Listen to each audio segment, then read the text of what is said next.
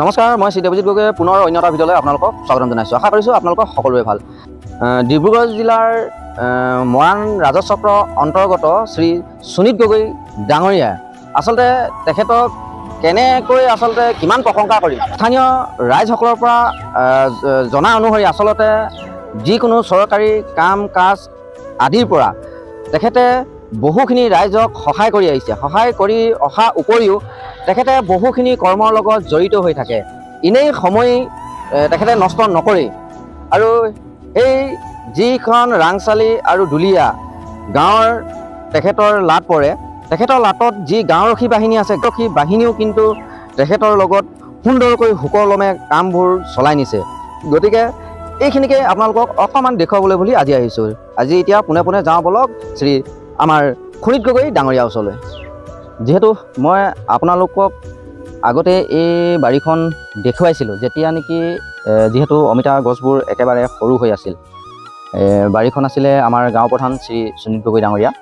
গতিকে যিহেতু ইমান সুন্দৰকৈ আজি লমালমে অমিতাবোৰ লাগিছে, আপোনালোকক আকৌ ভিডিঅ'টো দেখুৱাবলৈ বুলি আহিলোঁ। যিহেতু তেখেতে কৈছিল তেখেতে এজন পালক আৰু তেখেতৰ গাহৰি আছে, ছাগলী আছে, বাগান আছে। সকলোখিনি আজি আপোনালোকক দেখুৱাবলৈ চেষ্টা কৰিম। আৰু তেখেতৰ গাহৰি ফাৰ্মখন দেখুৱাম, তেখেতৰ ছাগলী ফাৰ্মখন দেখুৱাম, সম্পূৰ্ণখিনি আজি দেখুৱাবলৈ চেষ্টা কৰিম। আপোনালোকে ভিডিঅ'টো প্ৰথমৰ পৰা শেষলৈকে চাবলৈ একেবাৰে নাপাহৰিব। বলক তেনেহ'লে আৰম্ভ কৰোঁ আজিৰ এই ভিডিঅ'টো। এয়া দেখিছে আমাৰ গাঁও প্ৰধান শ্ৰী সুনীত গগৈ ডাঙৰীয়া। তেখেতক আগতেও মই আপোনালোকক পৰিচয় কৰাই দিছিলোঁ। আজি তেখেতলোকৰ পৰা আমি জানিম অমিতা তেখেতে আচলতে কি পুলি লগাইছে, কি আচলতে গছজোপাৰ নাম কি আচলতে, আৰু কেনেধৰণে কৰিব লাগে, এই তথ্যখিনি আমাৰ ৰাইজক আজি তেখেতে ক'ব। আৰু কেনেকৈ কৰিলে ভাল হ'ব, আমাৰ যিকেইজন আচলতে ব্যক্তিয়ে অমিতা খেতি কৰিম বুলি ভাবিছে তেখেতলোকৰ কাৰণে সুবিধা হ'ব। আচলতে আপুনি কওকচোন, এই পুলিখিনি যে লগাইছিলে আচলতে কি পুলি আছিলে? এইখিনি ৰেড লেডি বুলি কয়। হয়, মই মানে ঘৰতে পচাই লৈছিলোঁ অৰিজিনেল গুটি আনি 786 যিটো ৰেড লেডি, হয় হয়, সেইটো আনি কিনে। কিন্তু এতিয়া বজাৰত দেখিছোঁ অকণমান 2 নম্বৰ হয় গুটিবিলাক। যিহেতু অৰিজিনেল আমি খুব অৰিজিনেল যে বিট পাইছোঁ, সেইটো মোৰ অলপ সন্দেহ হৈছে। তথাপিও মানে 2-এটা ভেজাল আহিছে। আৰু প্ৰথম ৰুওঁতে মই পুলিটো 1 মাহ হৈছিলে, আৰু তেতিয়া ৰুইছোঁ। আপুনি যেতিয়া পুলিটো ৰুইছিলে, পুলিটো ৰুওঁতে আচলতে ইয়াৰ যিটো ডিষ্টেঞ্চ আচলতে ইয়াৰ, আৰু আপুনি কি সাৰ মানে প্ৰয়োগ কৰিছিলে, আৰু কিমান বহল কিমান দীঘল গাঁত খান্দি পুলিটো ৰুইছিলে? প্ৰথমতেতো হাল মৰা হ'ল, ট্ৰেক্টৰ দি হাল বোৱা হ'ল। তাৰপাছতে চহোৱাই শেষ হোৱাৰ পিছত মই দূৰত্বটো 6 ফুট দিছোঁ, আৰু যিটো গলিটো মই অকণমান বহলকৈ দিলোঁ 12 ফুট। যিহেতু এই লাইনটোত মই খালী লাইনটোত মই বেঙেনা বা তিতা কেৰেলা, ভেন্দি এনেকুৱা দি মই এটা ফচল ল'লোঁ। তাৰমানে যথেষ্টখিনি জেগা থাকি যায় মাজত, সেইটো কাৰণে মই অলপ বহলকৈ ল'লোঁ বস্তুটো। 12 ফুট বাই 6 ফুটকৈ ল'লোঁ। মই জেগাটো অকণমান বহলকৈ মানে ৰাখিলোঁ, নহ'লে আৰু অলপমান গছ ধৰিলেহেঁতেন। কিন্তু তাৰপাছতে মই 2 ফুট দ 2 ফুট বহলকৈ গাঁতটো খান্দি তাত পচন সাৰ দুটিং দি, পচন সাৰ মানে ডাইৰেক্ট গোবৰটোৱে দিছোঁ, আৰু গৰু গোবৰটো তাৰপৰা মাটিৰ লগত মিহলাই 1 সপ্তাহমান থ'লোঁ। তাৰপিছত আকৌ এবাৰ মিহলাই তাৰপৰা পুলিটো বহাই দিলোঁ। বহাই দিয়াৰ পিছত এনেকৈ নিজে উঠিছে। তাৰ মাজত আকৌ মাটি চপাই দিলোঁ। গুৰিত এইবোৰ মাটি দেখিছে নহয়, মাটি উঠাই দিছোঁ, এনেকুৱা আৰু।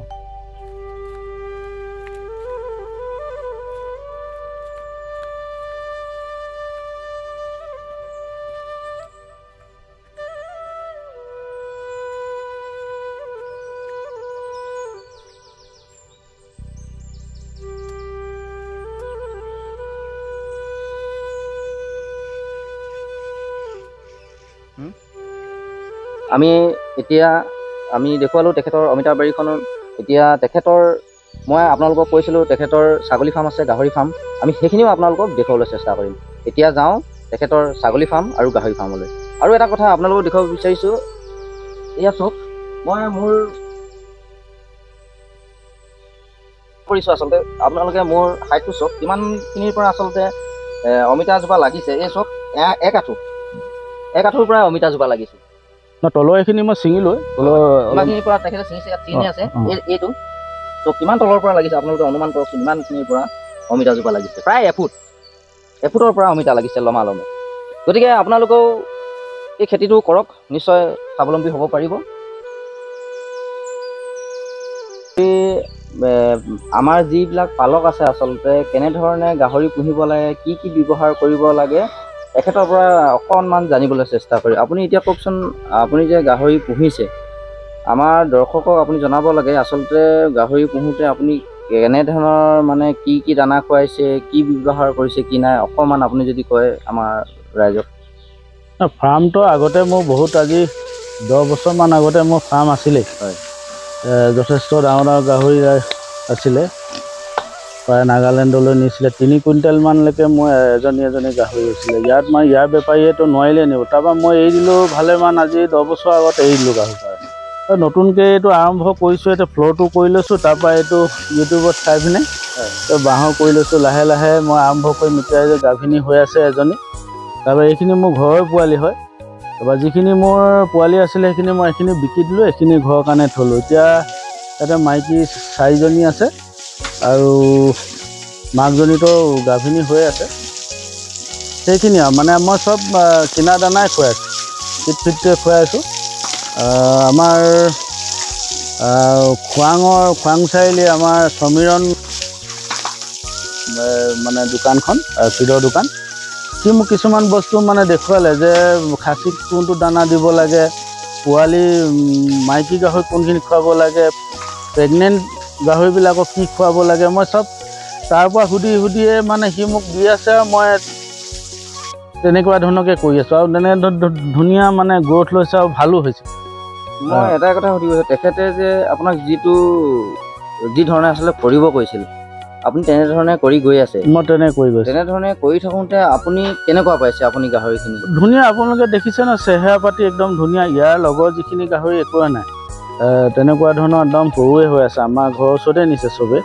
কিন্তু আপুনি এইখিনি গাহৰি চাওক, এতিয়া আপোনাৰ 4 মাহ হৈছে। 4 মাহত এতিয়া আপুনি অনুমান কৰক এইটো 40-50 কেজিটো মানে হ'বই। কিন্তু যদি লাইভ ৱেট হয়, কিন্তু 60-70 কেজিমান লাইভ ৱেটত আহি গৈছে।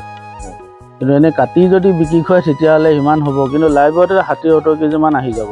এতিয়া আপুনি নিজে প্ৰমাণ পাইছে, আপুনি যিখিনি পোৱালি বিক্ৰী কৰিছিল, হয়তো গাঁৱতে নিছিল চাগে কিছু ব্যক্তিয়ে। এতিয়া এই পোৱালিকেইটা যিমান ডাঙৰ হৈছে, সেই পোৱালিকেইটা চাগে সিমান ডাঙৰ হোৱা নাই? নাই হোৱা। সিহঁতে তেখেতলোকে আকৌ সেই বস্তুটো লোৱা নাই। গৈছে দোকানত, বোলে কিট ফিট দিয়ক, খুৱাই দিছে, কোনটো কেতিয়া খুৱাব লাগে সেই বস্তুটো আচলতে জানিব লাগিব। আৰু মই অকণমান সুধি পুচি লৈ সি যিখিনি দিলে মই দেখিছোঁ, পিছত আকৌ মই চালোঁ মোবাইলত, কথাটো হয়, সি যিটো কথা কৈছে। সেইকাৰণে মই তাৰ দোকানৰ পৰাই বস্তুটো আনি আছোঁ, সমীৰণৰ পৰা আনি আছোঁ। হয়, ঠিকে, নিশ্চয় আপোনালোকে নিশ্চয় বুজিলে। গাহৰি যেতিয়া মানুহে পুহিবৰ আৰম্ভ কৰে, তেতিয়া এই বস্তুকেইটা সদায় আমি চাব লাগিব। গাহৰি বোলে দানা নাই, আজি আনিব লাগে, দানা পালোঁ আনি খোৱালোহি, তেনেকুৱা বিশেষ নহয়। 2মহীয়া পোৱালি, 3মহীয়া পোৱালি, আৰু তেখেতে কোৱা অনুসৰি আপোনাৰ গাভিনী গাহৰিক আচলতে এইবোৰ বস্তু কেনেধৰণে খুৱাব লাগে, এইবোৰ আমি সদায় শিকি ল'ব লাগে। যদি তেনেকুৱা ধৰণে সকলো কামবোৰ কৰা হয়, আপোনালোকে নিশ্চয় সফলতা লাভ কৰিব। তাতে পৰিষ্কাৰ পৰিচ্ছন্নটো থ'ব লাগিব। আজি মোৰ ৰাতিপুৱা এবাৰ চফা হ'ল, এতিয়া আকৌ এবাৰ কৰিম। তাৰপৰা গধূলি মই আচলতে এই যিটো আমাৰ দানাটো আছে, মানে সিহঁতৰ যিটো মলটো মই ইয়াত পানী মাৰি উটুৱাই নিদিওঁ। বেলচা মাৰি উঠাই টিঙত দি মই ফিচাৰী আছে, ফিচাৰীত লাহেকৈ বাকি দিম। 3 দিনৰ মই মানে 2 বাল্টিং 1 বাল্টিং যি হয় দিওঁ। বাকী মই ৱেষ্টেজখিনি মানে বাহিৰত পেলাই দিওঁ। নহ'লে ইয়াত গোন্ধ বেছি হয়। যদি পানীয়ে আৰু মুতে একেলগে মাৰি দিয়া হয়, গোন্ধটো বহুত মানে বেছি হ'ব। হয়, নিশ্চয় আমি দেখিছোঁ বহুত জেগাত যেতিয়া এখন গাহৰি ফাৰ্ম যেতিয়া ডাঙৰকৈ থাকে, নিশ্চয় তাৰ গোন্ধটো অলপ বেছি হয়। আপুনি যি ধৰণে কথাবোৰ এতিয়া কৈছে, সেই প্ৰক্ৰিয়াৰে আচলতে যদি কৰা হয়, কিন্তু সেই গোন্ধটো আচলতে নোলাব বুলি মই ভাবিছোঁ, নহয় জানো? হয়।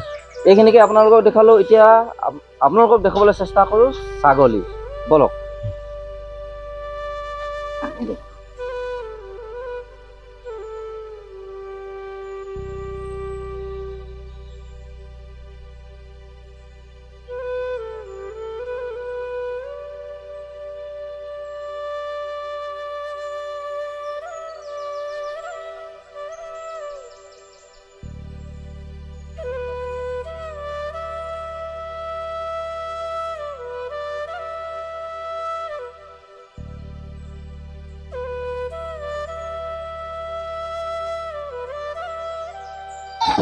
যিহেতু আপোনালোকে দেখিলে ইমান সুন্দৰকৈ তেখেতে ছাগলী পালন কৰি আছে।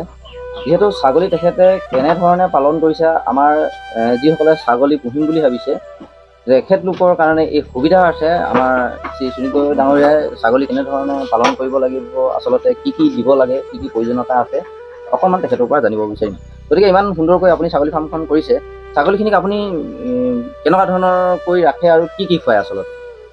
ছাগলীখিনি আচলতে ৰাতিপুৱা সময়ত একো নিদিওঁ, 9টা 10টা এনেকুৱাত আমি ৰাতিপুৱা খুলি দিওঁ। গঁৰালৰ পৰা আহি টকলাখিনি ধুই থাকে, খোৱাৰ পিছত 10টা 11টামান বজাত অলপ দানা দিওঁ। আজি দেখিলে আপুনি মধুৰি যিবোৰ পৰি যায়, মধুৰি চধুৰি তাতে যিবোৰ পায় আৰু পেলনীয়া বস্তু ফল মূল বা মোৰ শাক পাচলিখিনি দাংবডি বা জিকা এইবোৰ যিবোৰ বুঢ়াবোৰ কাটি দিয়াৰ লগে লগে সিহঁতি চব খাই দিয়ে। তাৰপৰা অলপ চাপৰ দি দিওঁ। 2টামান বজাত উলিয়াই লৈ যায়, এই অকণমান চৰাই আকৌ লৈ আহে, আকৌ ভৰাই দিয়া হয়। তাতে আকৌ যিখিনি ভেকচিন দিব লাগে, PPR, FMD, ব্ৰড পক্স, এইখিনি আপুনি অকণমান এইখিনি কথাহে আমাৰ ৰাইজক ক'ব লাগে। আচলতে ইয়াত যিখিনি আপুনি মেডিচিন আচলতে ব্যৱহাৰ কৰে, এই ব্যৱহাৰ কৰা কেনেকৈ আচলতে ব্যৱহাৰ কৰিব লাগে, কেনেধৰণে দিব লাগে, অকণমান আমাৰ ৰাইজক কৈ দিলে অলপ অসুবিধা হ'ব তেখেতলোকৰ। পেলু দৰৱটো খুৱাই থাকিব লাগিব। আমি 3 মাহত পেলু দৰৱটো খুৱাই থাকোঁ। তাৰপৰা আপোনাৰ যিখিনি ভেকচিন আছে, মুখত ঘাঁ লাগে যে মানুহে কয় মুখত ঘাঁ লাগিছে, এইটো বসন্ত হয়, এইবিলাক নহয়। এইবোৰ মানে এইবোৰ বেমাৰেই হয়। গতিকে PPR কাৰণে ভেকচিন আছে, ব্ৰড পক্সৰ কাৰণে আছে, FMDৰ কাৰণে আছে। তাৰপাছতে আকৌ আপোনাৰ ৰাতিটোৰ ভিতৰতে গেছ হয়, এইটো এটা হয়, এইটো আপোনাৰ এইটো কি বুলি কয়, কিবা গেছ হয় মানে, সেইটো এটা ভেকচিন আছে, সেইটো দিব লাগে। গোটেইখিনি দি মেলি থ'লেহে এখন ফাৰ্ম হ'ব। নহ'লে ছাগলী কেতিয়া কোন মুহূৰ্তত মানে বেমাৰ হৈ যায়, এটা যদি লাগে গোটেইখিনিয়ে লাগিব।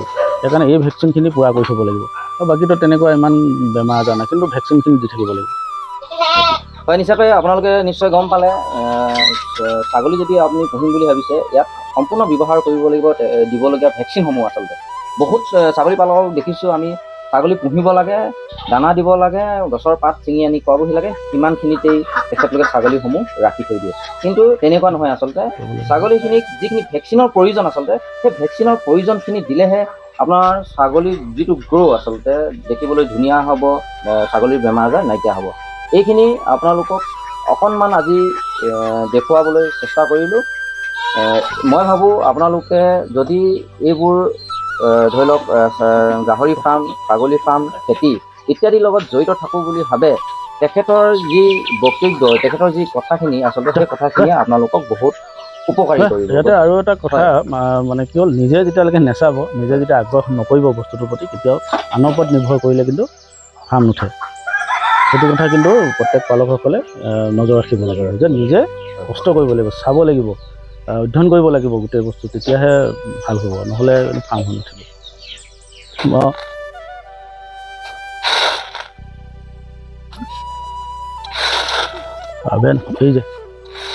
এয়া আপোনালোকে দেখিছে, সৰুকৈ হ'লেও তেখেতৰ ঘৰৰ আগফালে এটা ফিচাৰী। তেখেতে ফিচাৰীত পুহি ৰাখিছে চিতল, ৰৌ, বাহু, বহু ভাল ভাল মাছ তেখেতে পুহি ৰাখিছে। এই দানাৰ দিয়াৰ লগে লগে দেখিছে নহয় আপোনালোকে কেনেকৈ মাছবোৰ খেলিবলৈ আৰম্ভ কৰিছে। সুনীল গগৈ গাঁও প্ৰধানৰ বিষয়ে আৰু কিমানবোৰ কম, কৈ থাকিলে উৰকে নপৰিব। গতিকে আজিলৈ সামৰিছোঁ। আপোনালোকক পুনৰ অন্য এটি ভিডিঅ'ত লগ পোৱা প্ৰতিশ্ৰুতিৰে আপোনালোকে সকলোৱে কুশলে থাকক, ভালে থাকক। ধন্যবাদ।